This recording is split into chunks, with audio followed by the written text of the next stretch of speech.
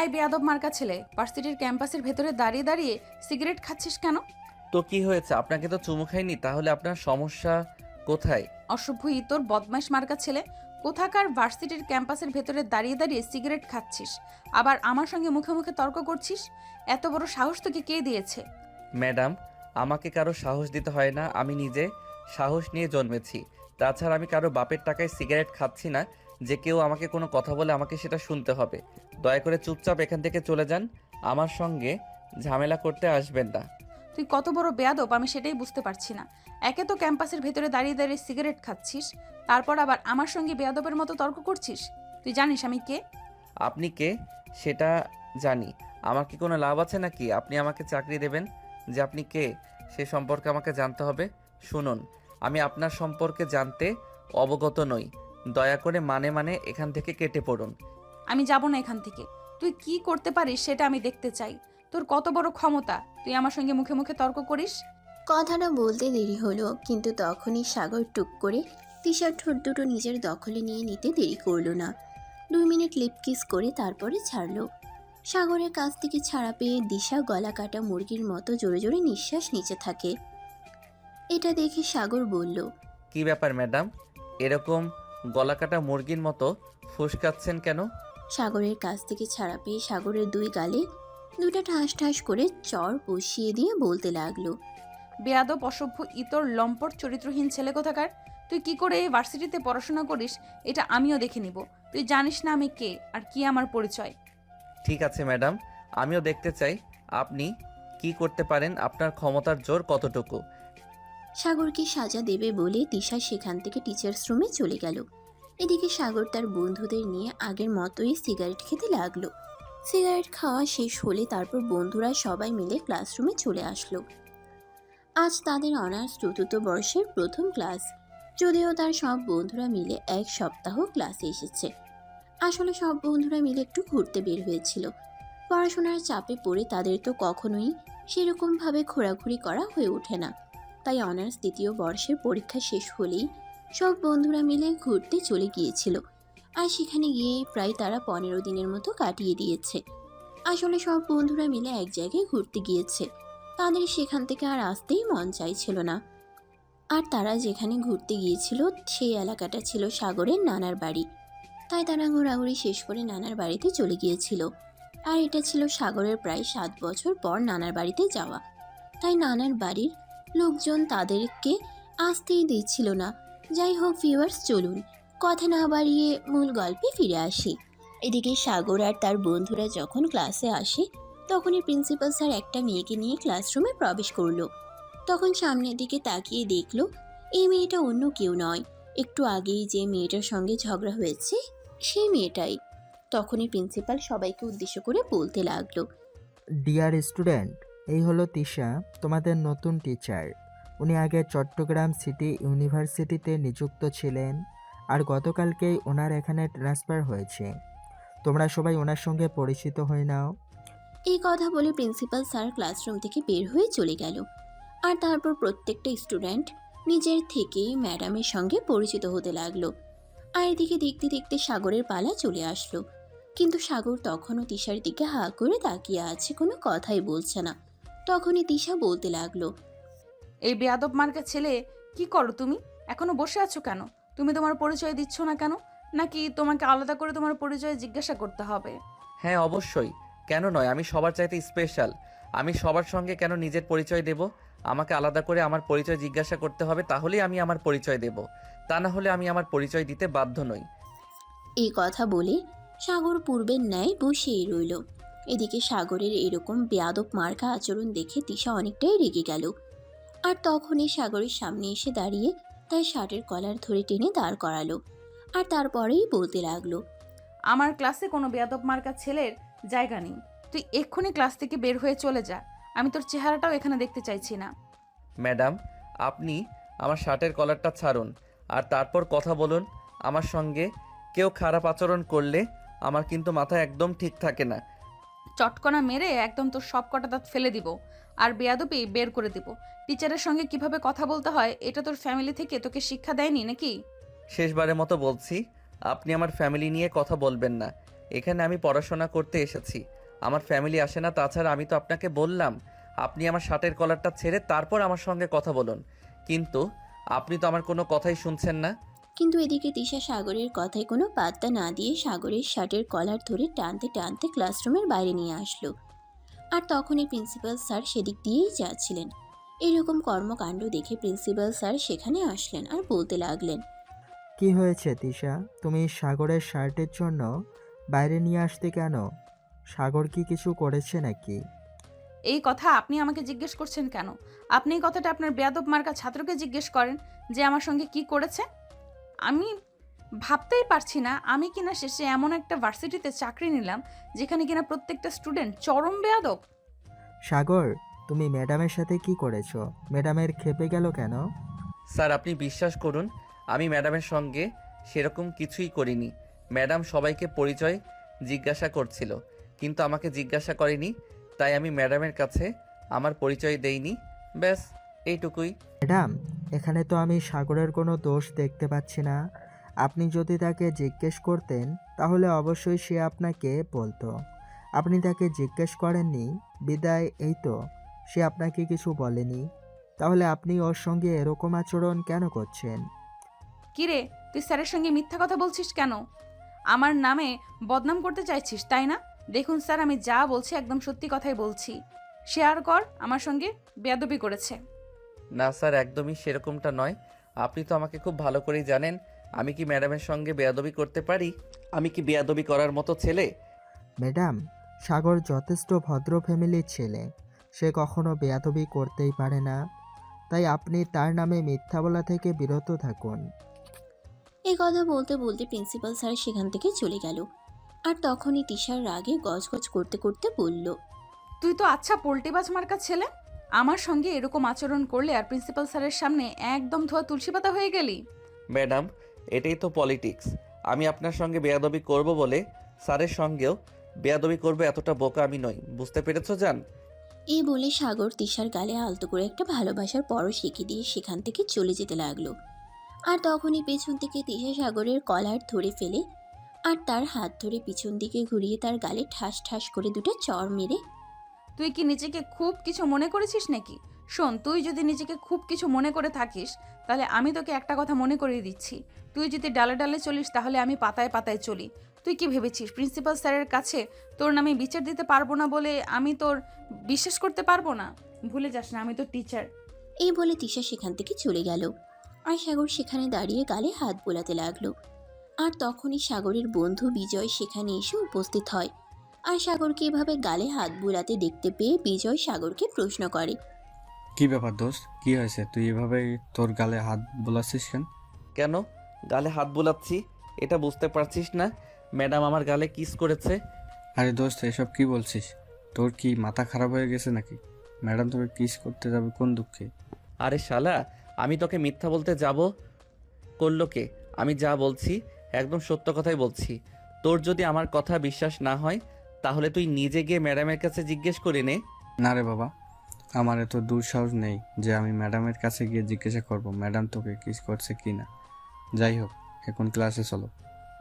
এই বলে সাগর আর বিজয় দুজনে ক্লাসরুমে চলে আসে। আর এরপর বাকি ক্লাস শেষ করে সবাই নিজেদের মতো বাসায় চলে যায়।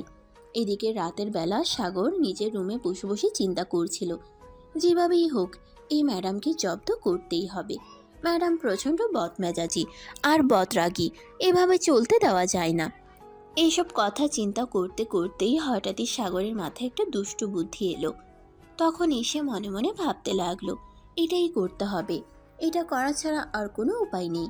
তাই পরের দিন সকালবেলা যখন সবাই ব্রেকফাস্ট টেবিলে ব্রেকফাস্ট করছিল, তখনই সাগর তার আব্বুকে বলে, আব্বু, তুমি তো খুব ভালো করে জানো ইংরেজিতে আমি খুব দুর্বল, কখনোই ইংরেজিতে খুব একটা ভালো রেজাল্ট করতে পারিনি।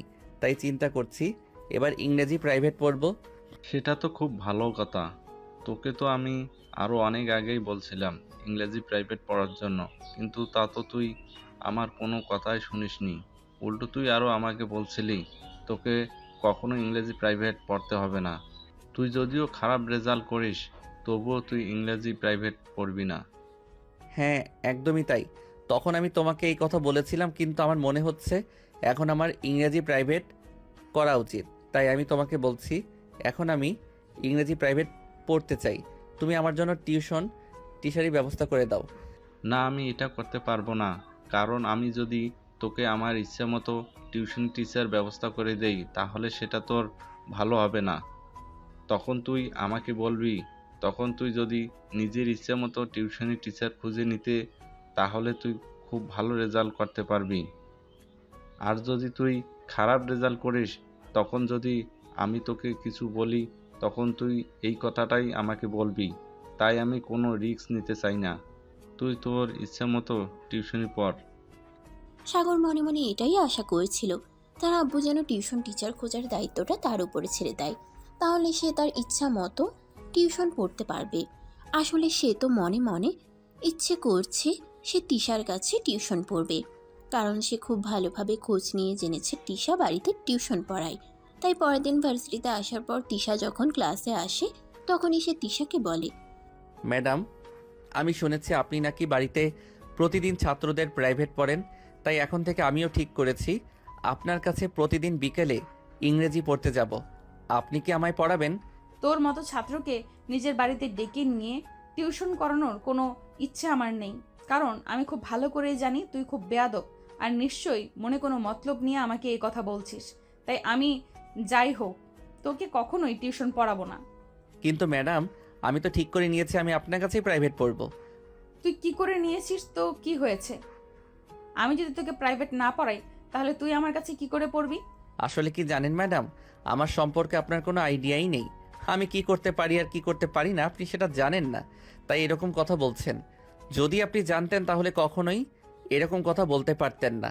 আমি যখন একবার ঠিক করেছি যে আমি আপনার কাছে প্রাইভেট পড়ব, তার মানে যাই কিছু হয়ে যাক না কেন আমার কথা একটু নড়চড় হবে না। তাই নাকি? তাহলে তো এটা আমাকে দেখতেই হয়। আমিও দেখতে চাই তুই কিভাবে জোর করে আমাকে দিয়ে তোর পড়া পড়িয়ে নিস। Okay madam, just wait and watch. এই বলে সাগর ক্লাসরুম থেকে বের হয়ে চলে যাচ্ছিল, তখনই পিছন থেকে তিশা বলতে লাগলো, এই ইডিয়েট, আমি ক্লাসে ক্লাস করাচ্ছি, তুই আমার সঙ্গে কোনো কথা না বলে আমার কাছ থেকে কোনো অনুমতি না নিয়ে চুপচাপ ক্লাসরুম থেকে বের হয়ে চলে যাচ্ছিস কেন? কি সমস্যা তোর? কেন ম্যাডাম, আপনি কি আমার বিয়ে করা বউ নাকি যে আমি কোথাও গেলে আপনাকে বলে যেতে হবে? ভুলে যাবেন না, আপনি আমার টিচার। আপনি আপনার সীমানা পর্যন্ত সীমাবদ্ধ থাকবেন। আমি ভুলে যাব কেন? আমি তো টিচার, আর এখানে আমি তোর ক্লাস করাচ্ছি। তুই আমার সঙ্গে কোনো কথা না বলে আমার কাছ থেকে অনুমতি না নিয়ে তুই বের হয়ে যাচ্ছিস। যাবই তো। আপনি যখন আমাকে প্রাইভেট পড়াতে পারবেন না তাহলে আমি আপনার ক্লাস কেন করব? যদি ফেল করা হয় তাহলে এমনিতেই ফেল করব। ক্লাস করার কোনো প্রয়োজন মনে করছি না, আসছি। এই বলে সাগর আর কোনো উত্তরের অপেক্ষা না করে ক্লাসরুম থেকে বের হয়ে এসে যাক ক্যাম্পাসে চলে আসে। আর এদিকে তিশার রাগে ফুসফুস করতে থাকে। কয়েক বছর ধরে ভার্সিটিতে চাকরি করছে সে, কিন্তু এখন পর্যন্ত এমন বেয়াদব ক্লাসে মনোযোগ দিল। কয়েক বছর ধরে ভার্সিটিতে চাকরি করছে সে, কিন্তু এখন পর্যন্ত এমন বেয়াদব মার্কা ছেলে জীবনেও একটি দেখে নাই। যাই হোক, সে ক্লাসে মনোযোগ দিল আর তারপর ক্লাস শেষ করে নিজের কেবিনে চলে আসে। তিশা কেবিনে বসে বসে কিছু কাগজপত্র নাড়াচাড়া করছিল, আর তখনই সাগর এসে সেখানে উপস্থিত হয়। সাগর কেবিনে প্রবেশ করা মাত্রই তিশা দাঁড়িয়ে গিয়ে রাগে গজগজ করতে করতে বলল, কিরে, কি সমস্যা তোর? তুই এখানে এসেছিস কেন? তোকে না বললাম আমার অনুমতি ছাড়া কখনোই আমার কেবিনে আসবি না? ম্যাডাম, এটা টিচার্স কেবিন, এখানে স্টুডেন্টরা আসতেই পারে। এটা আপনার বেডরুম নয় যে আপনার সঙ্গে বিছানায় যেতে হলে আপনার অনুমতি নিতে হবে। কথাটা বলা মাত্রই তিশা হাত গুছিয়ে সাগরকে থাপ্পড় দিতে যাবে, আর তখনই সাগর তার হাতটা ধরে ফেলে আর হাতে টান দিয়ে তিশাকে নিজের বুকের সঙ্গে মিশিয়ে নেয়। আর তখনই তিশা কিছু বলার আগেই সাগর তার ঠোঁট দুটো নিজের দখলে নিয়ে ইচ্ছে মতো কিস করতে থাকে। প্রায় 5 মিনিট ধরে কিস করার পর সাগর তিশাকে ছেড়ে দেয়, আর তখনই তিশা জোরে জোরে নিঃশ্বাস নিতে নিতে বলতে থাকে, এই কি হলো? তুই আমাকে কিস করলি কেন? আমাকে কিস করার মতো দুঃসাহস তুই কোথায় পেয়েছিস বল আমাকে। খুব জান পাখি, তোমাকে না বললাম আমাকে দোষ পেতে হয় না। আমি দুঃসাহস নিয়েই জন্ম নিয়েছি। আমার ভিতরে যেটা আছে পুরোটাই কলিজা, সো আমাকে কোনো ভয় দেখাবে না। তোকে তো আমি দেখে নিব।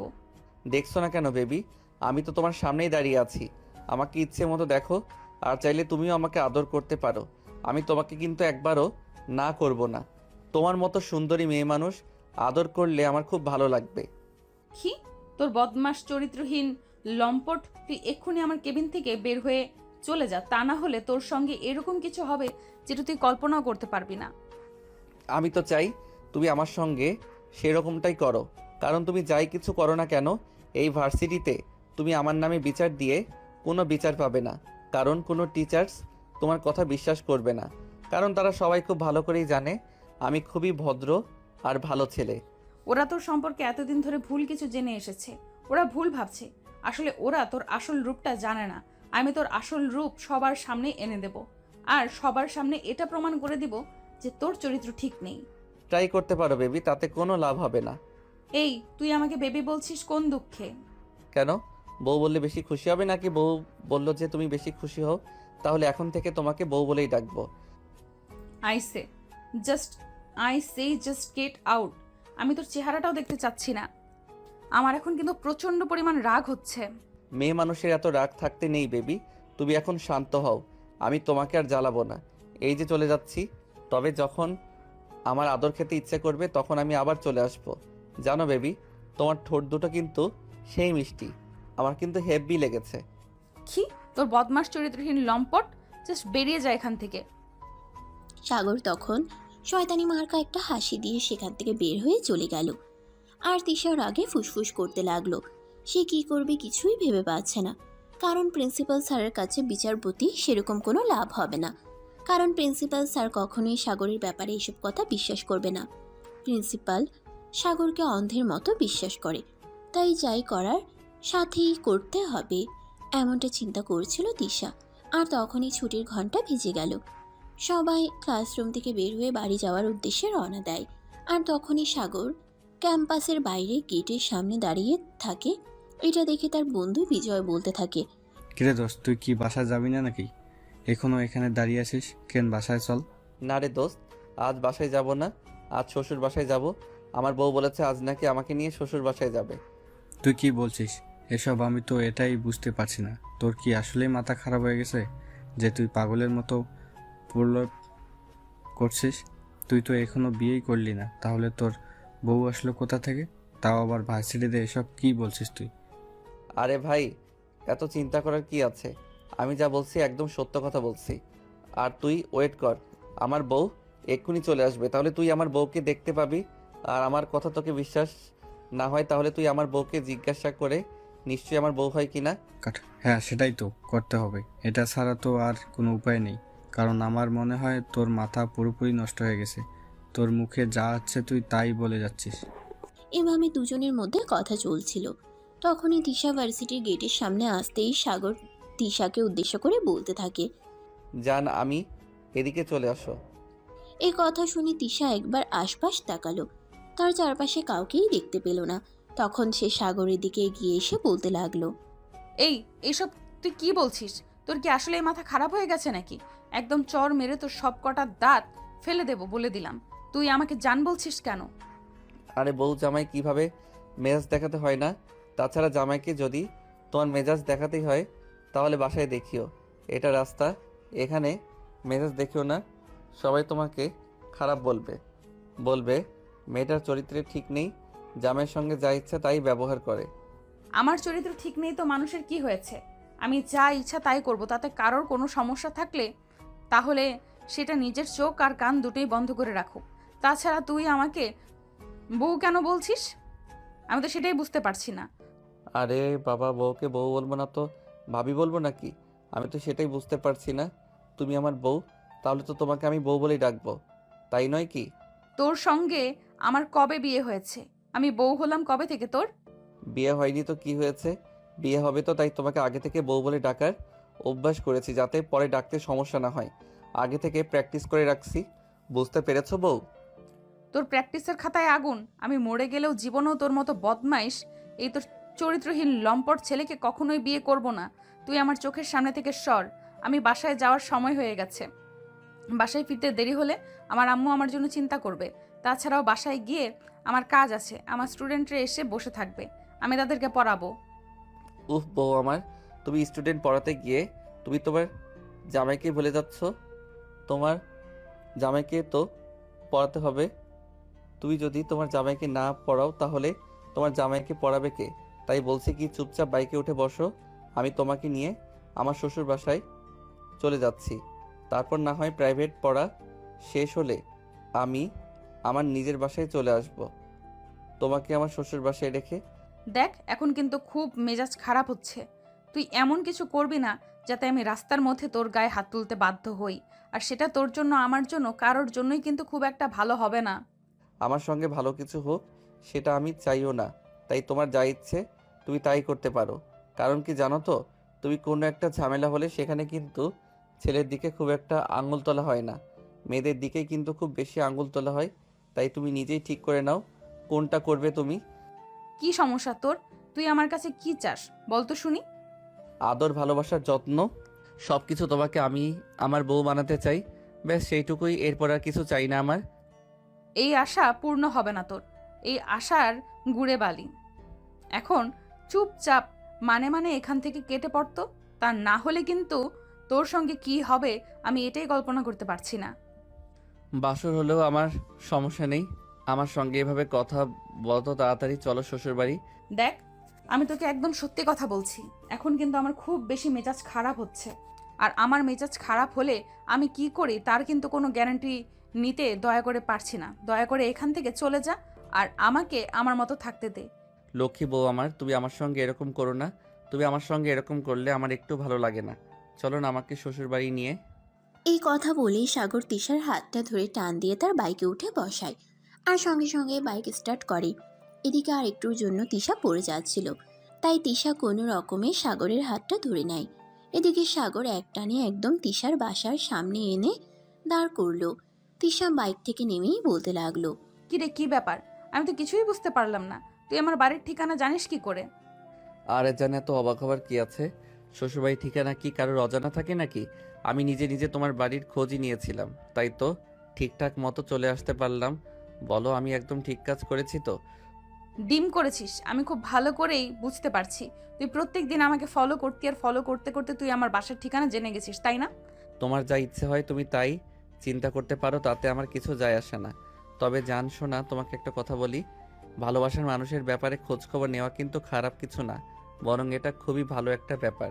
এই হারামজাদা, তোকে আমি কবে বললাম আমি তোর ভালোবাসার মানুষ? ও মা, সব কথা কি মুখে বলতে হয় নাকি? কিছু কথা বুঝে নিতে হয়, তাই আমি তোমার কিছু কথা বুঝে নেওয়ার চেষ্টা করি। তুমি মুখে না বললেও মনে মনে ঠিকই আমাকে ভালোবাসো। আমি মনে মনে কেন তোর স্বপ্ন, তোকে ভালোবাসার কথা কখনো চিন্তাও করি না। তুই আমাকে নিয়ে এসব বাজে বাজে চিন্তা আর স্বপ্ন দেখা বন্ধ কর, এটা তোর জন্যই ভালো হবে। উফ জান পাখি, তুমি কি এখন আমাকে এখানেই দাঁড় করিয়ে রাখবে নাকি বাড়ির ভেতরে নিয়ে যাবে? আমার তো দাঁড়িয়ে থাকতে থাকতে একদম পা ব্যথা হয়ে যাচ্ছে। তোকে আমি কোনোদিনও আমার বাড়ির ভেতরে নিয়ে যাব না। আর তুই এক্ষুনি এখান থেকে চুপচাপ চলে যা। দেখ, এটা আমার বাড়ি, আর এখানে যদি আমার সঙ্গে সিনক্রেট করিস তাহলে এর পরিণাম খুব খারাপ হবে। আমি বুঝতে পেরেছি, তোমার সঙ্গে কথা বলে কোনো লাভ হবে না, যা করার আমাকেই করতে হবে। এই কথা বলে সাগর সেখানে আর এক মুহূর্তও না দাঁড়িয়ে হনহন করে বাড়ির ভিতরে প্রবেশ করে। এটা দেখে তিশার রাগ আরও 4 গুণ বেড়ে গেল। তিশা তাড়াতাড়ি বাড়ির ভেতরে আসে। সাগর যেই না ড্রয়িং রুমের সোফায় বসতে যাবে, অমনি তিশা তার হাতটা ধরে বলে, তোর দুইটা পায়ে ধরিতে এখানে সিনক্রেট করিস না। দেখ, এমনিতেই আমার বাবা মাকেও বেঁচে নেই, ভাই ভাবির সংসারে পড়ে আছি। এমনিতেই আমাকে প্রতিনিয়ত অনেক কথা শুনতে হয় তোর জন্য। আর কোনো ঝামেলা হোক এটা আমি চাই না। তোমাকে এখানে পড়ে থাকার কথা কে বলেছে? তুমি আমার সঙ্গে চলো, আমি তোমাকে আমাদের বাড়িতে নিয়ে যাব, আর তারপর সেখানে তুমি পার্মানেন্টলি থাকবে। তোমাকে কেউ কিছু বলবে না, আর আমার বাড়িতে তোমাকে কেউ কিছু বলার সাহস পর্যন্ত পাবে না। না, আমি কোনোভাবেই তোর সঙ্গে তোর বাড়িতে যাব না। তাছাড়া আমি তোর বাড়িতে যেতে যাব কেন? আমার বাবা মা বেঁচে নেই, তাতে কি হয়েছে? আমার ভাইয়া ভাবি তারা তো আছে, তারা আমার জন্য খুব চিন্তা করে। আমি তাদের উপর অনেক ভরসা করি। তারা আমাকে দেখে শুনে খুব ভালো ছেলের সঙ্গেই বিয়ে দেবে। তাছাড়া আমাকে যে বিয়ে করতেই হবে সেরকম কোনো বাধ্যবাধকতা আমার জীবনে নেই। আমি পড়াশোনা শেষ করেছি, চাকরি করছি, নিজে ইনকাম করছি। এখন আমি নিজের পয়সায় চলতে পারি, তাই কারোর হেল্প প্রয়োজন নেই। হ্যাঁ, এটা ঠিক আছে যে তোমার জীবনে পয়সার কোনো প্রয়োজন নেই, কিন্তু আমার জীবনে তোমাকে আমার প্রয়োজন আছে। তাই এখানে যা হওয়ার হোক, আমি যখন চলে এসেছি তখন আর কোনোভাবেই যাব না। ড্রয়িং রুমে কথা কাটাকাটির আওয়াজ শুনে তিশার ভাবি সেখানে চলে আসে আর তিশার ভাবি এসে তিশাকে উদ্দেশ্য করে বলতে থাকে। এটা বাড়ি নাকি মাছের বাজার? আমি তো সেটাই বুঝতে পারছি না। এভাবে এখানে চিৎকার চেঁচামেচি হচ্ছে কেন? ভাবি, চিন্তার কোনো কারণ নেই। এখানে চোর ডাকাত আসেনি, এই বাড়ির হবু জামাই এসেছে। হবু জামাই মানে? এই ছেলে তুমি আবার কে? একটা আপদকে পালতে পারছি না, আর এখানে আবার তুই এসে হাজির হয়েছিস। চুপচাপ এখান থেকে চলে যা বলছি। ও আচ্ছা, এই ব্যাপার। তাহলে আমার জান পাখিটা তখন যা বলছিল একদম সত্য কথাই বলছিল। তোমরা আমার জান পাখিটার সঙ্গে খুব খারাপ আচরণ করো, সেটা আমি তোমাদের কথা শুনে বুঝতে পেরেছি। যাই হোক, চিন্তার কোনো কারণ নেই। আমি আমার জান পাখিটাকে এখানে খুব বেশি দিন ফেলে রাখবো না। কিছুদিনের মধ্যেই আমি আমার জান পাখিটাকে আমার বাড়িতে নিয়ে যাব। এই ছেলে, কি সব আবল তাবল কথা বলছিস? কে তোর জান পাখি? কেন, আপনি বুঝতে পারছেন না? আপনার ননদ আমার জান পাখি। এরপর আর কিছু বুঝিয়ে বলতে হবে নাকি? যাই হোক, আপনার সঙ্গে দাঁড়িয়ে দাঁড়িয়ে ফালতু কথা বলে টাইম ওয়েস্ট করার মতো সময় আমার হাতে নেই। আমি এখন চলে যাচ্ছি। তবে হ্যাঁ, একটা কথা আপনাকে বলে যাচ্ছি, ভুল করেও আপনি আমার জান পাখিটার সঙ্গে খারাপ আচরণ করার দুঃসাহসও দেখাবেন না। তাহলে কিন্তু আপনার সঙ্গে খারাপ কিছু হয়ে যেতে পারে, এটা আমি বলে দিলাম। ওকে কই? তুমি শুনছো? তোমার বোন কোথা থেকে গুন্ডা মাস্তান ভাড়া করে এনেছে, আর আমাকে থ্রেট দিচ্ছি। তুমি তাড়াতাড়ি এখানে আসো। কি হয়েছে? তুমি কি আমাকে একটু শান্তিমতো ঘুমাতে দেবে না নাকি? এমনিতেই চিৎকার চেঁচামেচি করেছে, সারাদিন বাড়ি মাথায় তুলে রাখো, এখন আবার এভাবে চিৎকার চেঁচামেচি করছো কেন? আমি কথা বলি তোমার কাছে, সেটা চিৎকার আমি কথা বলি তোমার কাছে, সেটা চিৎকার চেঁচামেচি মনে হয়? কিন্তু বাড়িতে যে এত কিছু ঘটে যাচ্ছে, সেদিকে তোমার কোনো খেয়াল নেই। এই দেখো এখানে কে এসেছে, আর এই ছেলেটা কিসব আবল তাবল কথা বলছে। তুমি শিগগিরই এখানে আসো। তিশার ভাবির চিৎকারে তিশার ভাইয়া আর বেশিক্ষণ রুমের মধ্যে টিকে থাকতে পারলেন না। ওনাকে ড্রয়িং রুমে আসতেই হলো। সাগর ভদ্রভাবে তিশার ভাইয়াকে সালাম দেয় আর বলে, আসসালামু আলাইকুম বড় ভাইয়া, কি অবস্থা? কেমন আছেন আপনি? ওয়ালাইকুম আসসালাম। এই তো আল্লাহর রহমতে ভালোই আছে। কিন্তু তুমি কে? তোমাকে তো চিনতে পারলাম না। ইনফ্যাক্ট তোমাকে আজকের আগে কখনো দেখেছি বলে মনে হয় না। আসলে ভাইয়া, আজকের আগে কখনো তো আমি আপনাদের বাড়িতে আসিনি, আর আপনার সঙ্গে আমার দেখা হয়নি, তাহলে চিনবেন কিভাবে? যাই হোক, আপনার সঙ্গে পরিচিত হয়ে ভালো লাগলো। আর একটা কথা বলার ছিল আপনাকে, আমি আর তিশা আমরা দুজন দুজনকে ভালোবাসি। আপনি যদি পারমিশন দেন তাহলে আমি আমার ফ্যামিলিকে জানাতে পারি। ও তাই নাকি? পারমিশন দেওয়ার কি আছে? তুমি এই আপদটাকে নিয়ে এখান থেকে চলে যাও। আমি এই আপদ থেকে সহ্য করতে পারছি না। যত তাড়াতাড়ি এই আপদ আমার বাড়ি থেকে চলে যাবে, আমি ততটাই নিরাপদ আর সুস্থ থাকব। এই চুপ করো তুমি। কী সব আবল তাবল কথা বলছো? এই সম্পত্তিতে আমার যতটুকু অধিকার, ওর স্বাভাবিক ততটুকুই অধিকার রয়েছে।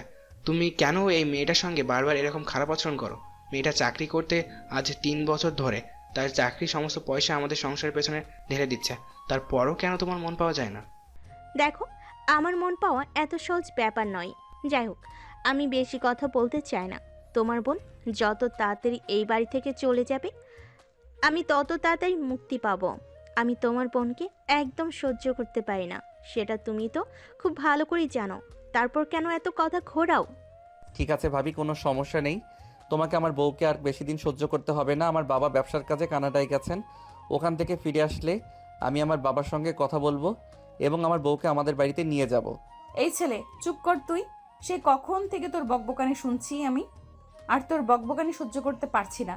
দেখ, আমার জীবনটা এমনিই অনেক কষ্টের। জন্মের পর বাবা মা কি জিনিস পাইনি। ভাইয়া অনেক কষ্ট করে লালন পালন করে আমাকে মানুষ করেছে, নিজে না খেয়ে থেকেছে, কিন্তু আমাকে কখনো কষ্ট কি জিনিস বুঝতে দেয়নি। আমার বিয়ের ব্যাপারে যদি সিদ্ধান্ত নিতেই হয়, তাহলে আমার ভাইয়া দেখে শুনে তার পছন্দ মতো একটা ছেলের সাথে আমাকে হাতে তুলে দেবে। সে যদি রিক্সাওয়ালাও হয় তাতেও আমার কোনো আপত্তি নেই। এত যখন ভাই কষ্ট বুঝিস, তাহলে এখনো এখানে পড়ে আছিস কেন? যাস না কেন এই বাড়ি থেকে? চলে যা। আমি তোর ভাইকে নিয়ে একা একা থাকতে চাই। তুই সেটা কেন বুঝিস না? চলে যা এখান থেকে।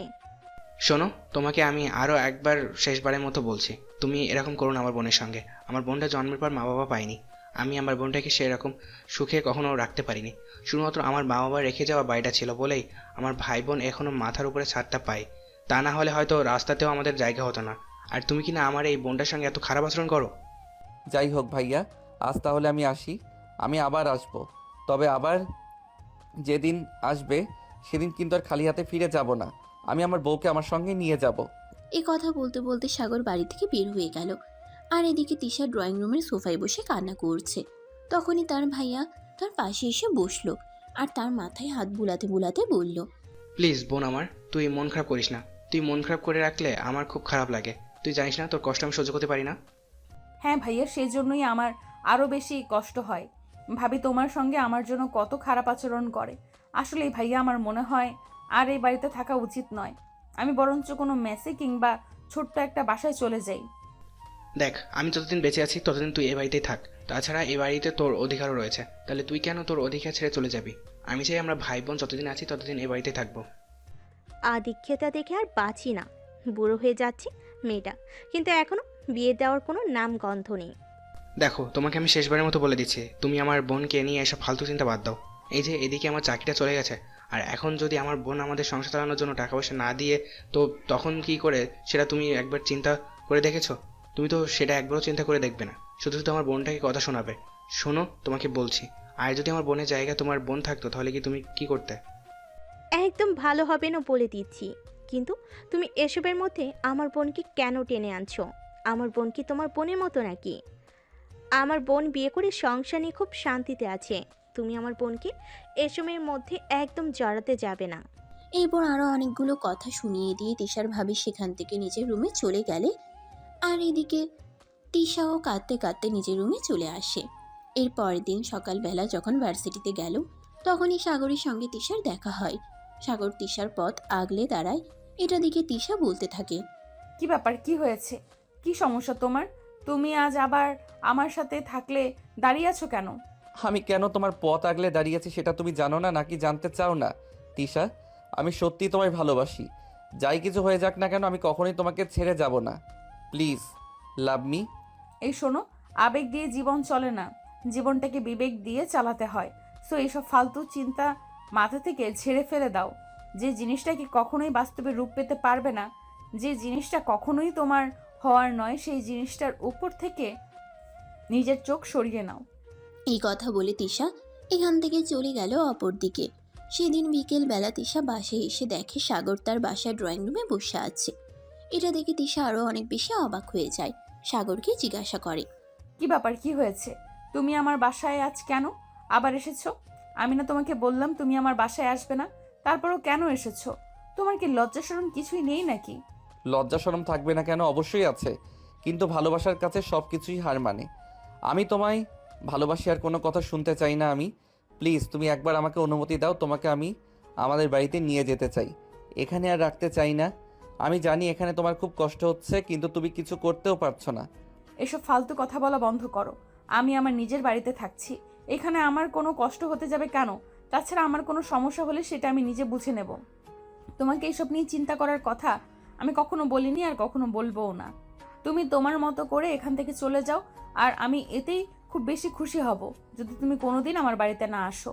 আমি তো চলে যাওয়ার জন্য আসিনি। আমি ঠিক করেছি আজ থেকে তোমার কাছে আমি প্রাইভেট পড়বো, আর তার বিনিময়ে আমি তোমার ফ্যামিলির সমস্ত খরচ চালাবো। এই দেখো, অনেক ফালতু কথা বলেছো, আর ফালতু কথা বলবে না। চুপচাপ এখান থেকে চলে যাও। তখনই সেখানে তিশার ভাইয়ের মেয়ে পলি দৌড়ে চলে আসে। পিপি, এই আঙ্কেলটা অনেকক্ষণ ধরে তোমার জন্য অপেক্ষা করছে। পলি, এটা আমার একটা স্টুডেন্ট। তুমি তো এই সময় ঘুমিয়ে থাকো, এখন এখানে এসেছো কেন? পিপি, আমার না খুব চকলেট খেতে ইচ্ছে করছে। আমি মাম্মামকে সেই কখন থেকে বলছি আমাকে চকলেট এনে দিতে, কিন্তু মাম্মাম আমাকে কিছুতেই চকলেট এনে দিচ্ছে না। ঠিক আছে, তুমি নিজের রুমে চলে যাও, আমি একটু পর তোমার জন্য চকলেট নিয়ে আসবো। আসলে আজ ভার্সিটি থেকে একটু তাড়াতাড়ি চলে এসেছি তো, তোমার জন্য চকলেট আনতে মনে ছিল না। কিন্তু কোনো চিন্তা নেই, তুমি রুমে যাও, আমি তোমার চকলেট তোমার রুমে পৌঁছে দেবো। মামুনি, অপেক্ষা করার কোনো প্রয়োজন নেই। আমি তোমার জন্য চকলেট নিয়ে এসেছি। এই নাও তোমার চকলেট। এই বলে সাগর নিজের প্যান্টের পকেট থেকে দুটো চকলেট বের করে পলির হাতে তুলে দেয়। আর পলি সেই চকলেট দুটো নিয়ে কুর্সিতে নাচতে নাচতে সেখান থেকে চলে গেল। আর এদিকে এটা দেখে তিশা সাগরকে বলতে লাগলো, তোমার কোথা থেকে চকলেটটা নিয়ে এসেছো? তুমি কোথা থেকে চকলেটটা নিয়ে এসেছো? আর পলিকেই বা কেন এই চকলেটগুলো দিলে? আমি তোমার জন্য নিয়ে এসেছিলাম, আর এখন মেয়েটা চাই, তাই মেয়েটাকে দুটো চকলেট দিয়ে দিলাম। তবে চিন্তা নেই, তোমার ভাগে কিন্তু কম পড়বে না। তোমার জন্য আরও অনেকগুলো এনেছি। লাগবে না আমার, আমি চকলেট খাই না। তাছাড়া আমি ছোটবেলা থেকে কখনোই চকলেট যেরকম একটা পছন্দ করি না। যাই হোক, তুমি এখন আসতে পারো। আর হ্যাঁ, ওই যে টেবিলের উপর টাকা রাখা আছে, ওখান থেকে তুমি তোমার চকলেটের দামটা নিয়ে যাও। আমি চাই না আমার ভাতিজি বিনা টাকায় কারো কাছ থেকে কোনো কিছু খাক। এই কথা বলে তিশা ড্রয়িং রুম থেকে নিজের রুমে চলে যায়। আর এদিকে সাগর মন খারাপ না করে ড্রয়িং রুমে হাঁটাহাঁটি করে চারপাশটা খুব ভালো করে দেখতে থাকে। আর তখনই দেখতে দেখতে তিশারা আরও 4-5টা প্রাইভেট স্টুডেন্ট চলে আসে। আর তিশা তাদেরকে নিয়ে পড়তে বসায়। আর তখনই সাগর সেখানে গিয়ে পড়তে বসে। তুমি এখনো কেন এখানে রয়েছো? তোমাকে না বললাম চলে যেতে? তোমার কি আমার কোনো কথা গায়ে লাগে না নাকি? আজব তো, তোমার কাছে আমি প্রাইভেট পড়তে এসেছি, তাহলে চলে যাব কেন? তুমি যদি আর 5টা স্টুডেন্টকে প্রাইভেট পড়াতে পারো তাহলে আমাকে প্রাইভেট পড়াতে তোমার সমস্যাটা কোথায়? তুমি একটু বলবে আমায়? তোমার চরিত্র ঠিক নেই। তুমি আমার ছাত্রদের সামনে তোমার ব্যাপারে কোনো কথা বলতে চাইছি না। চুপচাপ এখান থেকে চলে যাও, আর কোনো কথা নয়। কিন্তু সাগর এক মুহূর্তের জন্য সেখান থেকে গেল না। সাগর চুপচাপ সেখানেই বসে রইল। কিন্তু তিশা একটা বারের জন্য তাকে কোনো পড়া বলে দিল না। সব স্টুডেন্ট পড়ানো শেষ হলে নিজের রুমে গিয়ে দরজা বন্ধ করে দেয়। আর এদিকে সাগর বাধ্য হয়ে নিজের বাসায় চলে আসে। আর বাসায় আসতেই তার আম্মু তাকে বলে, কি রে, কি ব্যাপার? ভার্সিটি ছুটি হয়েছে তো অনেক আগে, তাহলে তুই এতক্ষণে বাসায় এসেছিস কেন? প্রাইভেট পড়তে গিয়েছিলাম, তোমাদেরকে বলেছিলাম না আমি এখান থেকে ইংরেজি প্রাইভেট পড়বো, তাই আমি ইংরেজি প্রাইভেট পড়তে গিয়েছিলাম। আচ্ছা ঠিক আছে, কোনো সমস্যা নাই, আমি তোর জন্য খাবার রেডি করছি। সেদিন রাতের বেলা সাগর নিজের রুমে বসে পড়াশোনা করছিল। তখনই তার ছোট বোন তার কাছে একটা অঙ্ক করতে আসে। ভাইয়া, তুই কি ব্যস্ত আছিস? না, সেরকম কোনো ব্যাপার না। কেন, তোর কিছু লাগবে নাকি? আয় না, ভিতরে আয়। আসলে ভাইয়া, এই অঙ্কটা আমি বুঝতে পারছি না। তুই যদি আমাকে অঙ্কটা একটু বুঝিয়ে দিতি তাহলে একটু ভালো হতো। আমি বুঝিয়ে দিচ্ছি, আয় এদিকে। অতঃপর সাগর বোনকে অঙ্ক বুঝিয়ে দেয়। আরেকটি দেখতে দেখতে রাতের খাবারের সময় হয়ে আসে। সবাই মিলে রাতের খাবার খেয়ে তারপর ঘুমিয়ে পড়ে। এভাবেই চলতে থাকে দিনগুলো। এরপর থেকে প্রতিদিন সাগর তিশার বাসায় যেত, কিন্তু তিশা তাকে পড়াইতো আর না, অন্য স্টুডেন্ট নিয়ে ব্যস্ত থাকতো। কিন্তু সাগরের এতে কোনো কিছুই যায় আসে না। সাগরের বন্ধু তিশার পাশাপাশি থাকার প্রয়োজন ছিল, কেন জানি না সাগর তিশার পাশাপাশি থাকতে পছন্দ করত। তিশার প্রতি তার অন্যরকম একটা মায়া কাজ করত। সেদিন দুপুরবেলা হঠাৎ করে কেন জানি তার ভার্সিটিতে মন বসছিল না, তাই সে ভার্সিটি থেকে বের হয়ে বাসার দিকে যাচ্ছিল। তখনই দেখতে পায় একটা গাড়ি অ্যাক্সিডেন্ট হয়েছে, আর সেখানে একটা পিচ্ছি প্রচণ্ড ব্যথা পেয়েছে। তাই সে বাইকে দাঁড় করিয়ে দৌড়ে সেখানে চলে যায়। সেখানে গিয়ে এসে দেখতে পারে পিচ্ছিটা আর কেউ নয়, এটা তিশার ভাইয়ের মেয়ে পলি। সাগর এক মুহূর্তও দেরি না করে পলিকে নিয়ে হসপিটালে চলে আসে। তারপর হসপিটালে ভর্তি করায়। প্রায় 1 ঘন্টা পর পলির জ্ঞান ফিরে আসে, আর তখনই সাগর তিশাকে ফোন করে। তিশা, কোথায় তুমি? আমি জাহান্নামে আছি। কেন, তোমার কোনো সমস্যা আছে নাকি? আমি তোমাকে জিজ্ঞাসা করেছি তুমি কোথায়। তোমার সঙ্গে একটা জরুরি দরকার আছে। তুমি তাড়াতাড়ি আমাকে এটা বলো যে তুমি কোথায় আছো। আমি ভার্সিটিতে আছি। তুমি তাড়াতাড়ি করে এখনই ঢাকা মেডিকেল কলেজ হাসপাতালে চলে আসো। কেন, তুই সুইসাইড অ্যাটেম্প্ট করেছিস নাকি? দেখ, আমার এত ফালতু সময় নেই, আমি ওখানে যেতে পারবো না। আর আমি এখন ব্যস্ত আছি, দয়া করে আমাকে আর ফোন করবি না। এই কথা বলে সঙ্গে সঙ্গে তিশা ফোনটা কেটে দেয় আর নিজের ফোন সুইচ অফ করে ফেলে। এদিকে সাগর একটার পর একটা ফোন দিতেই থাকে, কিন্তু তিশা ফোন সুইচ অন করছিল না। সে মনে মনে ভাবছিল সাগর হয়তো তাকে বিরক্ত করার জন্য এভাবে একটার পর একটা ফোন দিতে চলেছে। ভার্সিটি শেষ হলে সেই বাসায় এসে তার ভাইয়ের কাছ থেকে জানতে পারে পলি এখনো বাসায় ফিরে আসেনি। তাই সে তার ভাইয়াকে বলে, এসব তুমি কি বলছো ভাইয়া? পলির স্কুল ছুটি হয় দুপুর 12টায়, আর এখন বিকাল 3টা বাজে। তোমরা এখনো চুপচাপ বসে আছো কেন? কোনো খবর নিচ্ছ না কেন? আসলে আজ আমার অফিস থেকে বের হতে একটু দেরি হয়েছিল, তাই আমি তোর ভাবিকে বলেছিলাম পলিকে যেন স্কুল থেকে নিয়ে আসে, কিন্তু তোর ভাবি আমার কথা না শুনে বাসায় বসে টিভি দেখছিল। সে নাকি আমার বাড়িতে কোনো কাজ করতে পারবে না, এমনকি আমার মেয়ে দেখাশোনা পর্যন্ত করতে পারবে না। এখন আমি কি করব বল? আশ্চর্য ব্যাপার, তোমরা কেউ মেয়েটার দেখাশোনা করতে পারবে না সেটা আমাকে বললেই তো হতো। আমি নিজেই কলেজ থেকে বের হয়ে ওকে স্কুল থেকে তুলে নিতাম। কিন্তু এখন মেয়েটা কোথায় আছে? মেয়েটার কোনো বিপদ আপদ হলো কি না, আমি তো সেটাই বুঝতে পারছি না। তোমরা কেমন বাবা মা বলো তো আমায়? দেখো, আমার সামনে একদম ভালো মানুষ সাজতে আসবে না। তোমাকে আমার খুব ভালো করে চেনা আছে। সারাদিন তো বসে বসেই খাও। মেয়েটা কি স্কুল থেকে আনা নেওয়ার কাজটুকু তো করতে পারো না কি? এতটুকু কি তোমাকে দিয়ে হয় না? চুপ করো। তুমি কে? সারাদিন বসে বসে খাই। তুমি সারাদিন বসে বসে খাও আর তোমার কোনো কাজ নেই। আমার বোন সকাল বেলা ঘুম থেকে উঠে রান্না করে, তারপর ভার্সিটি যায়, তারপরও বিকেলে বাড়িতে এসে সমস্ত কাজ করে, এরপরও তোমার হয় না? করতেই তো হবে, তাতে এমন কি মহাভারত অশুদ্ধ হয়ে গেল? ভাই ভাবির ওপর বসে বসে খেতে পারবে আর এইটুকু কাজ করতে পারবে না কেন? এইটুকু কাজ করলেই তোমার বোনের হাতে ফোসকা পড়ে যায় নাকি? তুমি যদি সারাদিন বাসায় বসে থেকে আমার মেয়েটা দেখাশোনা করতে না পারো, তাহলে আমার বোনকে কেন এসব কথা শোনাচ্ছ তুমি? তোমার কোনো অধিকার নেই আমার বোনকে এসব কথা শোনানোর। তুমি যখন আমার মেয়ে দেখাশোনা করতে পারবে না, তাহলে আমার মেয়েকে জন্ম দিয়েছিলে কেন? কে বলেছে তোমাকে মা হতে? প্লিজ ভাইয়া, এইসব ঝগড়াঝাটি বন্ধ করো। আমি আর এইসব কিছু সহ্য করতে পারছি না। প্লিজ এগুলো বন্ধ করো আর আমাকে চিন্তা করতে দাও। বুঝতে পারছি না মেয়েটা এখন কোথায় আছে, কি করছে। তোমাদের জন্য আর পারছি না, আমার এগুলো আর ভালো লাগছে না। এই কথা বলতে বলতে তিশা নিজের ভ্যানিটি ব্যাগ থেকে মোবাইলটা বের করে আর সুইচ অন করতেই দেখতে পায় 782টা মিসড কল আর সঙ্গে হাজার কয়েক মেসেজ। সবগুলো এসেছে সাগরের নাম্বার থেকে। আর তখনই তিশা মেসেজটা ওপেন করতেই চক্ষু চড়ক গাছ। তিশা প্লিজ তুমি ফোনটা রিসিভ করো আর আমার সঙ্গে 1 মিনিট কথা বলো। পলির অ্যাক্সিডেন্ট হয়েছে, আমি তাকে নিয়ে ঢাকা মেডিকেল কলেজ হাসপাতালে এসেছি। তুমি প্লিজ এখানে চলে আসো। পলির জ্ঞান ফিরে এসেছে, সে তার বাবা মাকে খুঁজতেছে। মেসেজটা দেখিয়ে তিশা একটা চিৎকার করে ওঠে আর তার ভাইয়াকে ডেকে বলতে থাকে, ভাইয়া তাড়াতাড়ি রেডি হও, ঢাকা মেডিকেল কলেজ হসপিটালে যেতে হবে, পলির অ্যাক্সিডেন্ট হয়েছে। এসব তুই কি বলছিস? তোর কি মাথা খারাপ হয়ে গেছে নাকি? পলির অ্যাক্সিডেন্ট হয়েছে, তাও আবার এখন বলে ঢাকা মেডিকেল কলেজে হসপিটালে আছে? তুই এসব কখন কি করে জানলি? ভাইয়া সাগর আমাকে ফোন করেছিল, সে নাকি বলেছে ঢাকা মেডিকেল কলেজ হসপিটালে নিয়ে গেছে। এখনও তো কথা বলার সময় নেই, এখন তুমি তাড়াতাড়ি করে রেডি হয়ে নাও। আমাদেরকে যে করেই হোক তাড়াতাড়ি করে ঢাকা মেডিকেল কলেজ হসপিটালে পৌঁছাতে হবে। এই বলে তিশা আর তার ভাইয়া তাড়াতাড়ি করে হসপিটালে যাওয়ার জন্য তৈরি হয়ে নেয়।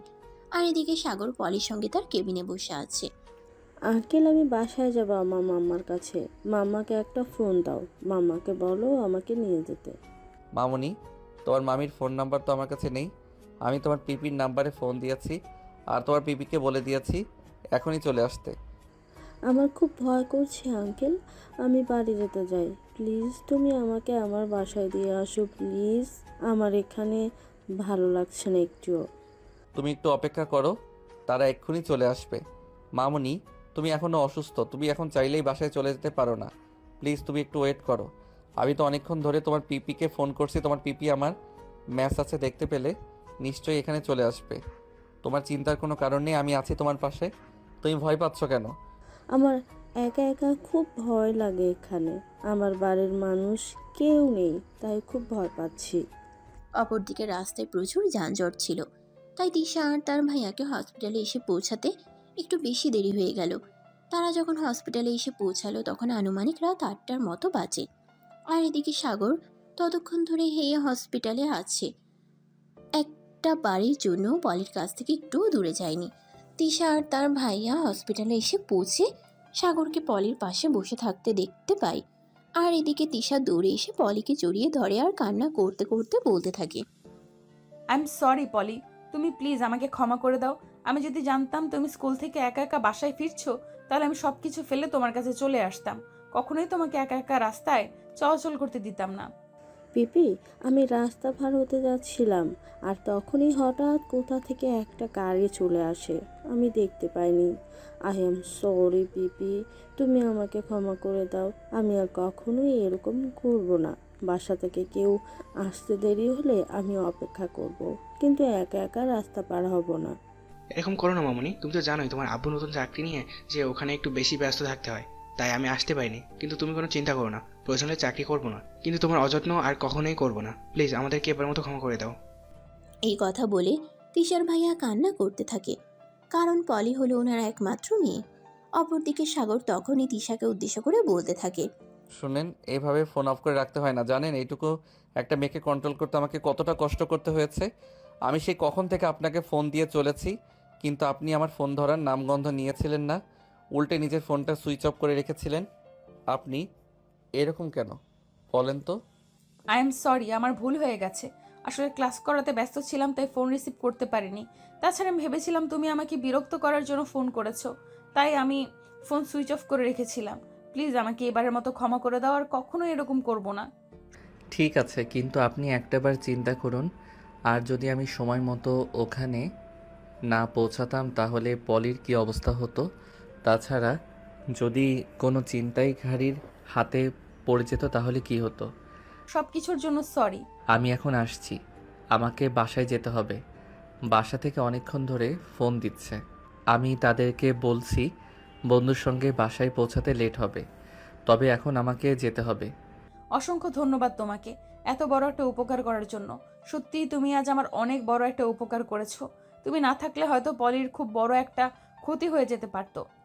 ধন্যবাদ দেওয়ার কিছুই নেই। আমি মানুষ হিসেবে আমার যতটুকু কর্তব্য মনে হয়েছে আমি ঠিক ততটুকুই করেছি। তবে একটা কথা আপনাদের দুজনকেই বলে রাখছি, বাচ্চার খেয়াল নেবেন, আর বাচ্চাদের খেয়াল রাখতে হয়। অসংখ্য ধন্যবাদ তোমাকে। ভাই, তুমি না থাকলে আজ আমার কত বড় ক্ষতি হয়ে যেত আমি সেটাই বুঝতে পারছি না। যাই হোক, এখন তাহলে তুমি চলে যাও, আমরা সামলে নিতে পারবো।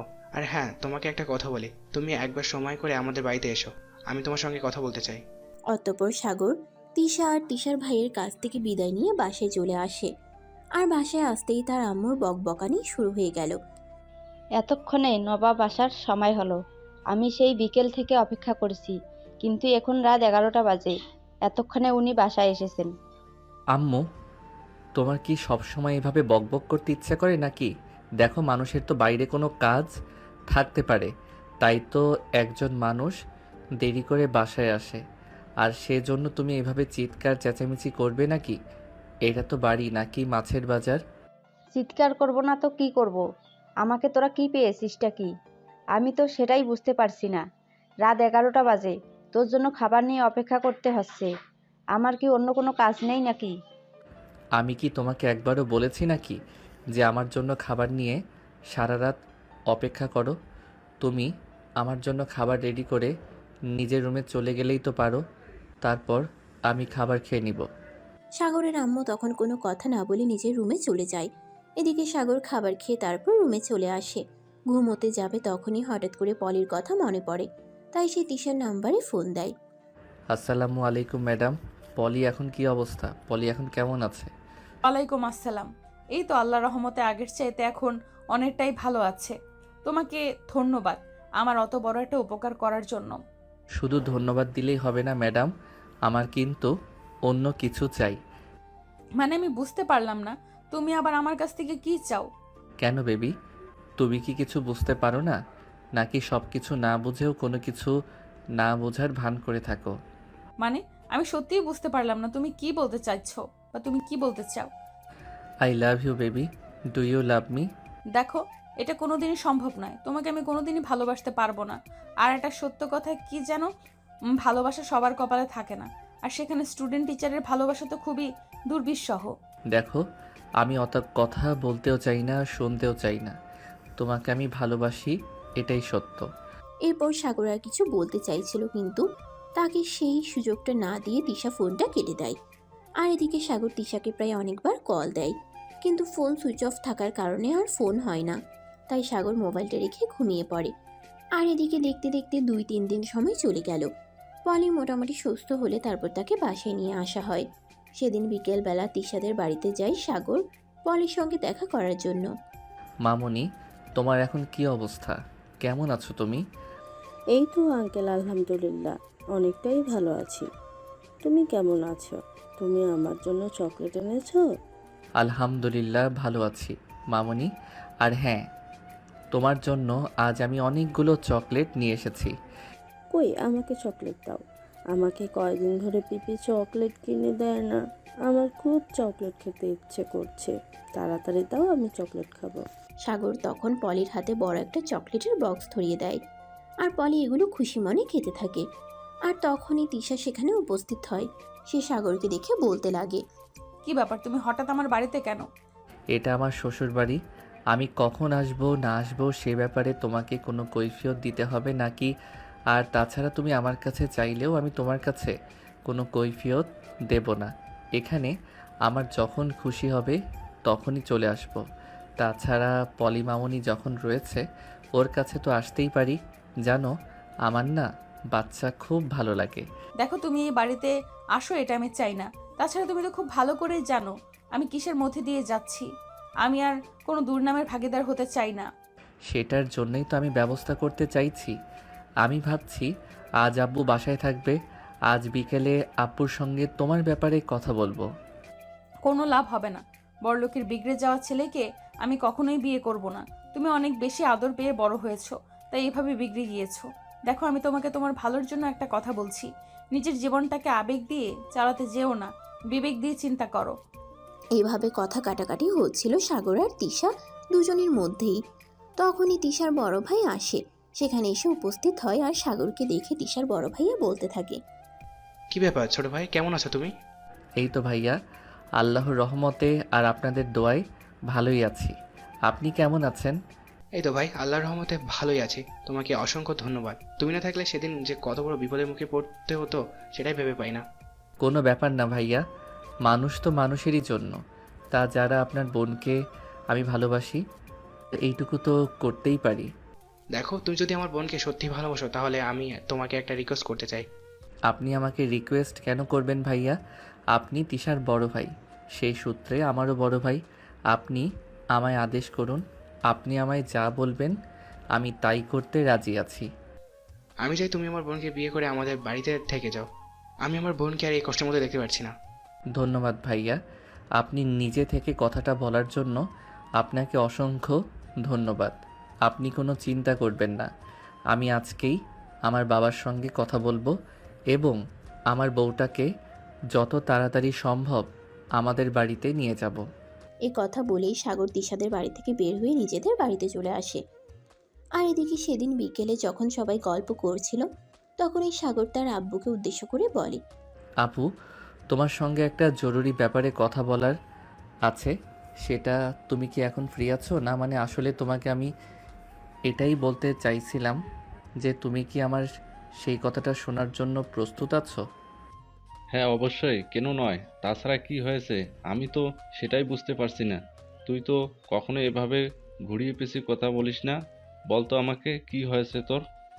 না মানে আসলে আপু দেখো, আমি তোমাকে কথাটা খুব সহজ করেই বলতে চাই।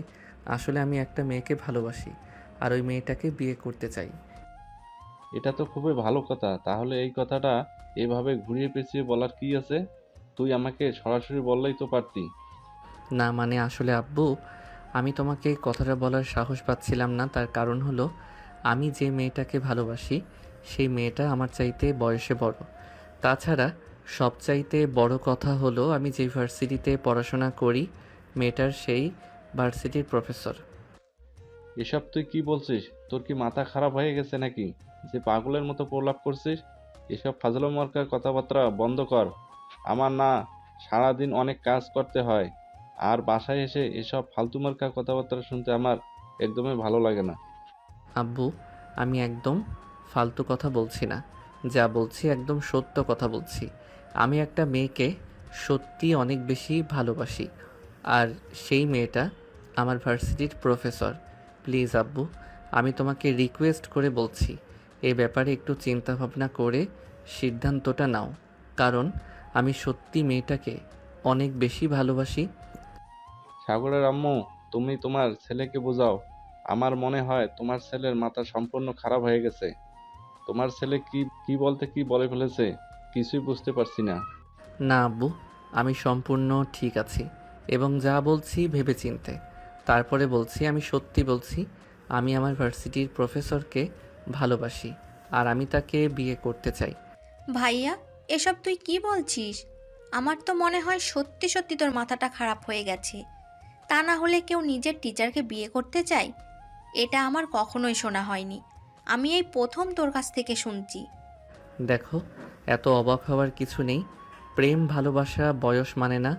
প্রেম ভালোবাসা যখন যার তার সঙ্গে ইচ্ছে হয়ে যায়। তাছাড়া এটা শুনে তো অবাক হওয়ার কি আছে? ভালোবাসি, অন্য কিছু তো করিনি। তাই বলে তুমি তোমার টিচারের সঙ্গে প্রেম করবে? এসব কি? আমি সহ্য করতে পারবো না। আমি তোমাকে ভার্সিটিতে পড়াশোনা করানোর জন্য পাঠিয়েছি, প্রেম করার জন্য পাঠাইনি। তাছাড়া তুমি এখনো অনেক ছোট। পড়াশোনা শেষ করো, ব্যবসা দেখাশোনা করো, তারপর বিয়ে শাদী নিয়ে চিন্তা করা যাবে। এখন এসব ফালতু মার্কা চিন্তাবার্তা একদম করবে না। আব্বু, তুমি আমার সাথে এরকম কেন করছো? আমি ছোটবেলা থেকে তোমার কাছে যখন যা কিছু চেয়েছি তখন তুমি আমাকে সেটাই এনে দিয়েছো, কিন্তু আজ তুমি আমার সঙ্গে এরকম করছো কেন? আমি আমার ভালোবাসার মানুষকে চাইছি বলে কি? তোমার যা ইচ্ছে তুমি তাই ভেবে নিতে পারো, কিন্তু আমি তোমার এরকম অকর্মের জড়িত হতে পারবো না। প্লিজ তুমি আমাকে ক্ষমা করতে পারো। এই কথা বলে সাগরের আব্বু নিজের রুমে চলে গেল। আর এদিকে সাগর তার আম্মুর সঙ্গে একবারও অনেকক্ষণ কথা বলে, কিন্তু তার আম্মু কোনোভাবেই রাজি হচ্ছিল না। কারণ সাগরের আব্বু প্রচণ্ড রাগী মানুষ। উনি যে কথা বলেন সেটাই করেন। উনি ওনার সিদ্ধান্ত থেকে কখনোই পিছিয়ে আসেন না। তাই সাগর তার আম্মুর সঙ্গে কথা বলেও কোনো কিছুই করতে পারল না। তাই সে প্রচণ্ড অভিমান নিয়ে নিজের রুমে এসে দরজা বন্ধ করে দেয়। 3 দিন রুমের দরজা বন্ধ করে রুমের ভিতরে শুয়ে আছে, কার সঙ্গে কোনো কথা বলছে না। তার ছোট বোন তাকে অনেকবার খাবার খাওয়ার জন্য ডাকতে এসেছিল, কিন্তু সেই রুমে দরজা পর্যন্ত খোলেনি, কারোর সঙ্গে কোনো কথা বলছে না। তাই সেদিন বিকালবেলা সাগরের আম্মু সাগরের আব্বুকে বলল, দেখো, তোমরা দুজনেই কেন এমন করছো আমি সেটাই বুঝতে পারছি না। ছেলেটা একটা মেয়েকে ভালোবেসেছে, তাছাড়া সংসার তো সে নিজেই করবে, তোমাকে তো আর করতে হবে না। তাহলে তুমি কেন ওরকম করছো? প্লিজ ওদের সম্পর্ক মেনে নাও। আব্বু প্লিজ তুমি এরকম করো না। আম্মু যা বলছে একদম ঠিক কথাই বলছে।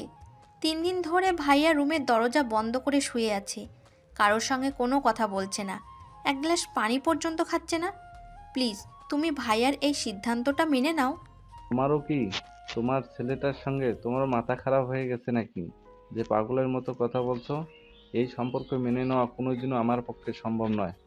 চলো, আমাদের সমাজে এটা আছে, ছেলেটাকে মেয়েদের চাইতে মিনিমাম 2-3 বছর ছোট হতে হবে। তাই বলে সে তার চাইতে বয়সে বড় একটা মেয়েকে বিয়ে করবে, আর এটা আমাকে মেনে নিতে হবে? এটা আমি কোনোদিনও মেনে নিতে পারবো না। না, আমি তোমাকে শেষবারের মতো বলছি, তুমি এ ব্যাপারে আমার সঙ্গে আর কোনো কথা বলতে আসবে না, তাহলে কিন্তু তোমার সঙ্গে খারাপ কিছু হয়ে যেতে পারে। সাগরের আম্মু আর তার ছোট বোন খুব ভালোভাবেই বুঝতে পারলো সাগরের আব্বুর সঙ্গে এই ব্যাপারে কোনো কথা বলে লাভ হবে না। তাই তারা দুজনেই নিজেদের রুমে চলে গেল। আর এদিকে সেদিন যখন সাগরের আব্বু অফিসে আসলো তখনই জানতে পারলো। স্যার, আমাদের এই কোম্পানির বিশাল একটা লস হয়ে গেছে। আমরা যে সেই দিন 25 কোটি টাকার একটা ডিল ফাইনাল করেছিলাম সেটা ক্যান্সেল হয়ে গেছে। চায়না কোম্পানি আমাদেরকে জানিয়েছে তারা আমাদের সঙ্গে আর কাজ করবে না। আমাদের প্রোডাক্টের গুণগত মান নাকি তাদের পছন্দ হচ্ছে না। তাছাড়া ওই ফ্যাক্টরির জন্য আমাদের ফ্যাক্টরিতে প্রায় 15 কোটি টাকার প্রোডাক্ট তৈরি হয়ে গেছে। এখন এগুলো কি হবে সেটাই বুঝতে পারছি না। এইসব তুমি কি বলছো? কেন এরকম করলো? তারা তো আমাদেরকে ভুলেছিল এবং এগ্রিমেন্টের ব্যাপারে সাইন পর্যন্ত করছিল। তারা আমাদের কাছে থেকে 25 কোটি টাকার মালামাল নেবে, কিন্তু এখন করলো, এমন করলো কেন? স্যার, আমিও তো সেটাই বুঝতে পারছি না। যদি বুঝতে পারতাম তাহলে তো আপনার সঙ্গে এইসব ব্যাপারে কথা বলতে আসতাম না। যাই হোক, আপনি কিছু একটা ব্যবস্থা করুন, তা না হলে আমাদের এই কোম্পানিকে বিশাল একটা লজের সম্মুখীন হতে হবে। আমি কি করব সেটা তো বুঝতে পারছি না। আমার কি করা উচিত সেটা তো ভেবে পারছি না। হঠাৎ করে এতগুলো টাকা লস হয়ে গেল।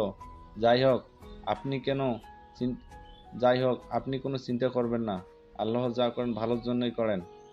হয়তো এটা আল্লাহর ইচ্ছাতেই হয়েছে। চিন্তা করার কোনো কারণ নেই। আল্লাহ উত্তম ফয়সালাকারী, উনি বান্দার ক্ষতি কোনো করবেন না। এই কথা বলতে বলতে সাগরের আব্বু বাসায় চলে আসে। আর এদিকে আজ 5 দিন হয়ে গেল, সাগর এক ফোঁটা পানি পর্যন্ত খাচ্ছে না। এদিকে তিশা ভার্সিটিতে এসে সাগরকে দেখতে না পেয়ে সাগরের ব্যাপারে খোঁজ খবর নিল, কিন্তু কোনো কিছুই জানতে পারলো না। তাই সে প্রিন্সিপাল স্যারের কাছ থেকে সাগরের বাড়ির ঠিকানা নিল আর সঙ্গে সঙ্গে সাগরদের বাড়িতে চলে আসলো। কলিং বেল চাপ দেওয়ার সঙ্গে সঙ্গে সাগরের ছোট বোন রিয়া এসে দরজা খুলে দেয়।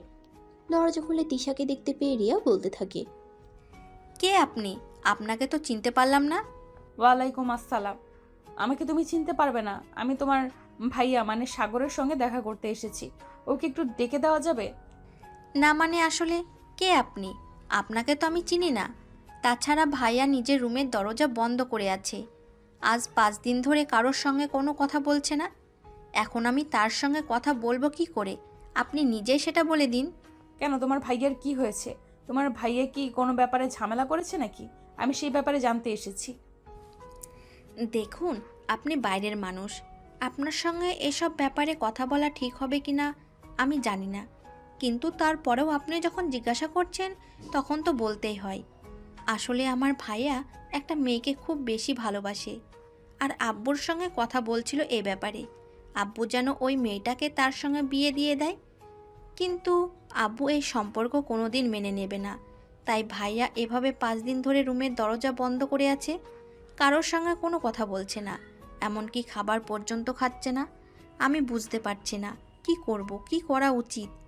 এদিকে আব্বুকেও বোঝাতে পারছি না। তিশা তখন কোনো কথা না বলে চুপচাপ সেখান থেকে বের হয়ে নিজের বাড়িতে চলে আসে আর ভাবতে থাকে, তাহলে কি সাগর সত্যিই তাকে ভালোবাসে আর তার জন্য এরকম করছে? কিন্তু সে কি করে নিজের হবু শ্বশুর মশাইয়ের সঙ্গে এই ব্যাপারে কথা বলবে, এটা ভেবে পাচ্ছে না।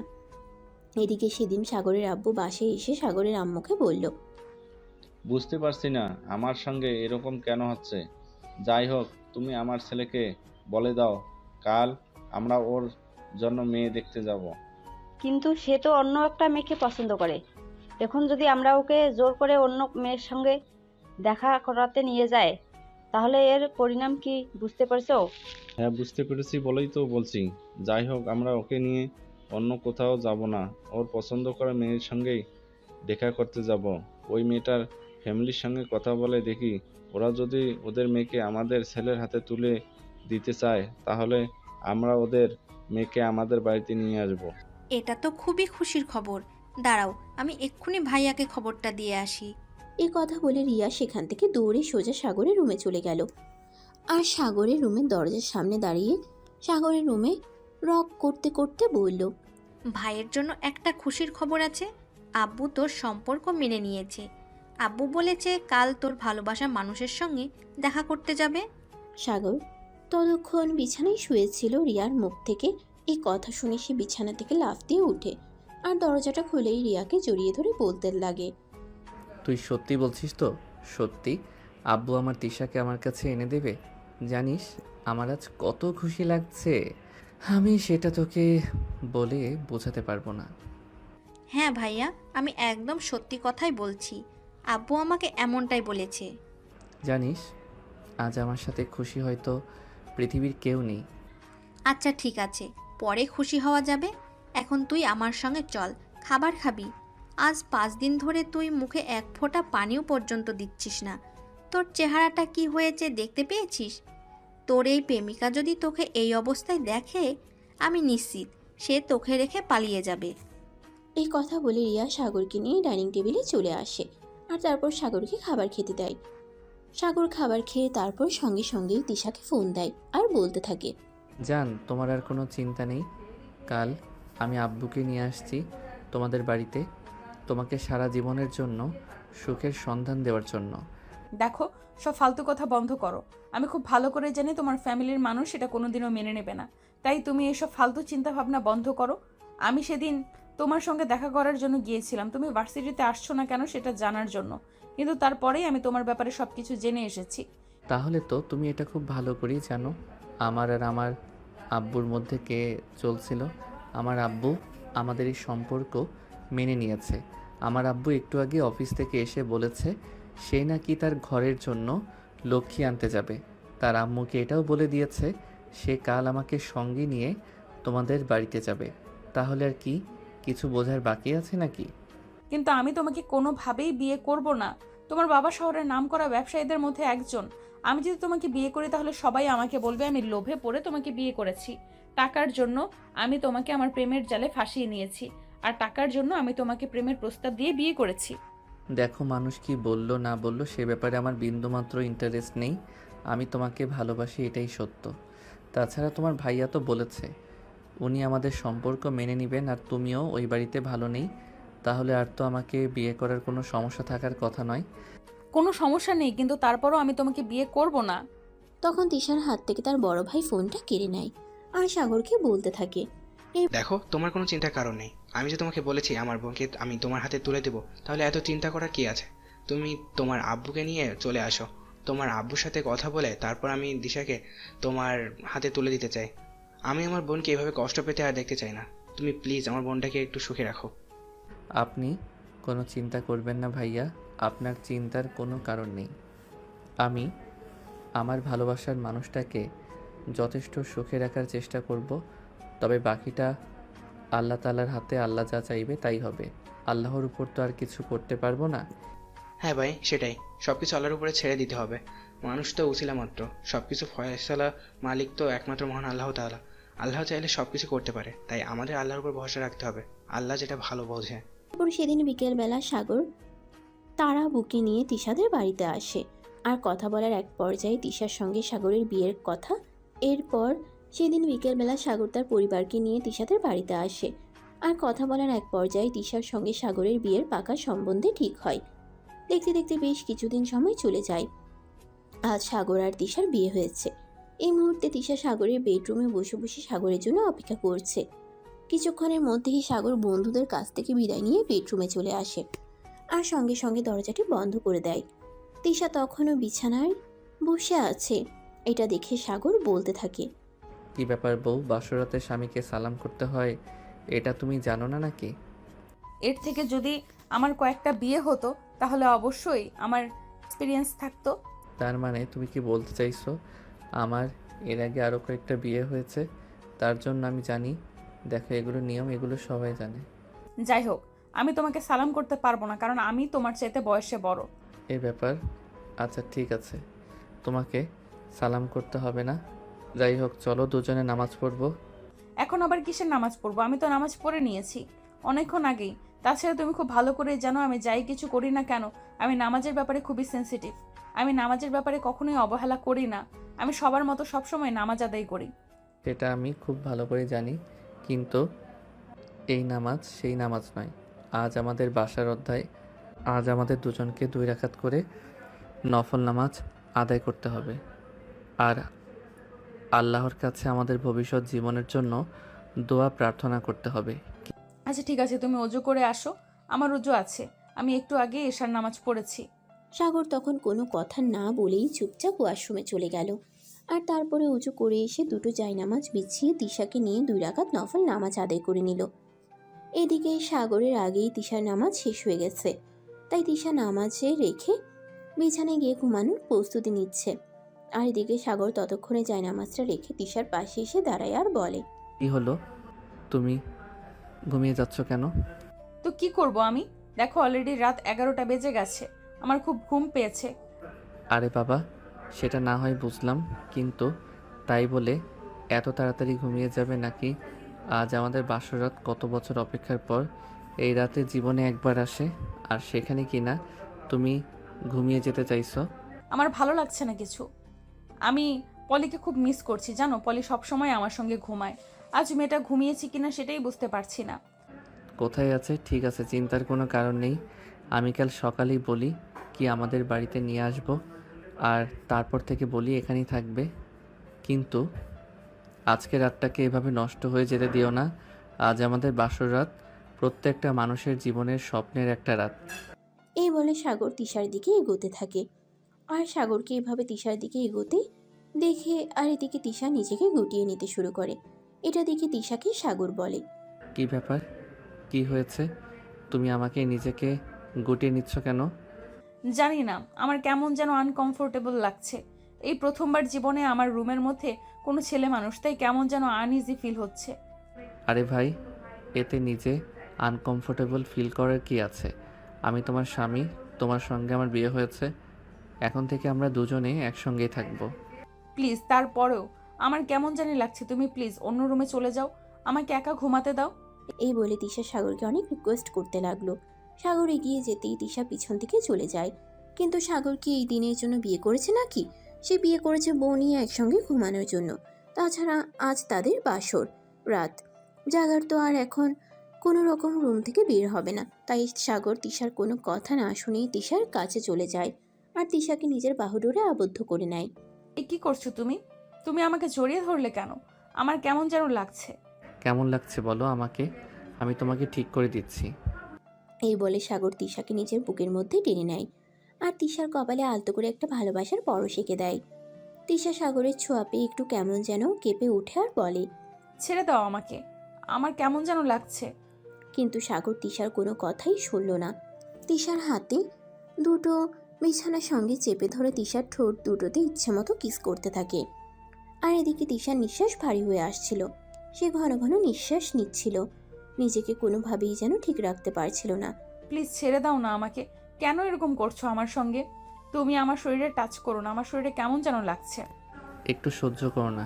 এরকম কেন করছো? প্রথমবার ইন্টিমেট হলে এরকম একটু হয়, এতে এরকম করার কি আছে? প্লিজ একটু চুপ করে থাকো আর আমাকে একটু আদর খেতে দাও। এই বলে সাগর তিশার গলায় গালে কিস করতে থাকে। আর এদিকে তার লক্ষ্য একটা, সময় আরও নিচের দিকে যেতে থাকে। সে তিশার নাভিতে হাত বুলাতে থাকে। আর এদিকে তিশার তো একদম যায় অবস্থা। সে খুব জোরে জোরে নিঃশ্বাস নিচ্ছে আর ছটফট করছে। আর তখনই সাগর ভীষণ নিচে হাত দেয়। তখন তার একদম চিৎকার দেওয়ার মতো অবস্থা। এ কি করছো তুমি? তুমি আমার ওখানে হাত দিচ্ছ কেন? প্লিজ তুমি তোমার হাতটা সরাও, আমার খুব খারাপ লাগছে। কিছু হবে না, একটু ধৈর্য ধরো, আমি তোমাকে খুব শান্তি দেব। প্লিজ তুমি এরকম করো না। এই বলে সাগর তিশার ওখানে হাত বুলাতে থাকে। আর তখনই সে দেখতে পায় ওটা একদম পুরোপুরি ভিজে গেছে। আসলে তিশা তো একটা মেয়ে মানুষ, আর তার ওসব কিছু করার জন্য পরিপূর্ণ বয়স হয়েছে। কিন্তু তিশা আজ পর্যন্ত প্রেম ওসব করেনি, তাই সাগরের কাছে আসতে একটু আনইজি ফিল করছিল। আর এদিকে সাগর তিশার ওটা ভেজা পেয়ে সঙ্গে সঙ্গেই নিজের আঙ্গুল ঢুকিয়ে দেয়। আর এদিকে তিশা কোকাতে থাকে। কি করছো তুমি? ছেড়ে দাও না, আমার কেমন যেন লাগছে, প্লিজ ছেড়ে দাও আমাকে। জান, আর একটু ধৈর্য ধরো, আমি তোমাকে অনেক শান্তি দেব। এই বলে সাগর তখন তিশার ওখান থেকে নিজের হাতটা সরিয়ে নেয় আর সঙ্গে সঙ্গে তিশার ওটাতে নিজের ওটা ঢুকিয়ে দেয়। তারপর তিশাকে ইচ্ছে মতো নিজের ভালোবাসা উজাড় করে দিতে থাকে। ছেড়ে দাও, আমার ব্যথা লাগছে। প্লিজ জান, একটু ধৈর্য ধরো, এক্ষুনি সব ঠিক হয়ে যাবে। পুরাতন করছি তো। আসলে মেয়েদের একটা পর্দা থাকে, যেটা প্রথমবার করার সময় একটু বাধা সৃষ্টি করে। ওটা ছিঁড়ে গেলেই আর কোনো প্রবলেম হবে না, অনেক মজা পাবে। এই কথা বলে সাগর তিশার সঙ্গে ইন্টিমেট হয়ে যায়। এভাবেই চলে যায় প্রায় ঘন্টাখানিক সময়। 1 ঘন্টা পর সাগরের মনস্কামনা পূর্ণ হলে সাগর তিশাকে ছেড়ে দেয়। আর এদিকে তিশার অবস্থা একদম নাজেহাল, একদম ক্লান্ত হয়ে পড়েছে সে। তখনই সাগরের তাকে টান দিয়ে নিজের বুকের সঙ্গে মিশিয়ে নেয় আর কানের কাছে মুখ নিয়ে বলতে থাকে, কেমন লাগলো জান? মজা পেয়েছো না? অনেক মজা পেয়েছি। আচ্ছা, আমার তো অনেক ভয় লাগছিল, কিন্তু এত মজা পেলাম কি করে? তোমাকে বলেছিলাম না, ভয় পাওয়ার কোনো কারণ নেই। প্রথম একটু ওরকম লাগেই, তারপর সব ঠিক হয়ে যায়। শেষ রাতে আরেক রাউন্ড খেলতে দেবে? আরে না, একদমই না। দেখো বিছানায় রক্ত লেগে আছে, এরকমটা কেন? আমি তোমাকে বললাম না, প্রথমবার করার সময় মেয়েদের ওটার ভেতর পাতলা একটা পর্দা থাকে, ওটা ছিঁড়ে যাওয়ার কারণে সামান্য একটু রক্ত বের হয়ে যেতে ভয় পাওয়ার কিছু নেই। এখন চলো ঘুমিয়ে পড়ি। হ্যাঁ তাই, চলো, আমারও ঘুম পাচ্ছে খুব। এই বলে দুজন দুজনকে জড়িয়ে ধরে ঘুমিয়ে পড়ল আর স্বপ্ন দেখতে লাগলো নতুন একটা জীবনের। এভাবেই শুরু হলো তাদের প্রেমময় একটা রোমান্টিক গল্প। তো ভিউয়ার্স, আমাদের আজকের গল্পটা এই পর্যন্তই ছিল। আমাদের গল্পটা আপনাদের কাছে কেমন লেগেছে অবশ্যই ছোট্ট একটা কমেন্টে জানাবেন। আপনাদের ছোট্ট একটা কমেন্ট আমাদেরকে নতুন একটা ভালোবাসার গল্প লিখতে উৎসাহিত করে। আল্লাহ হাফেজ।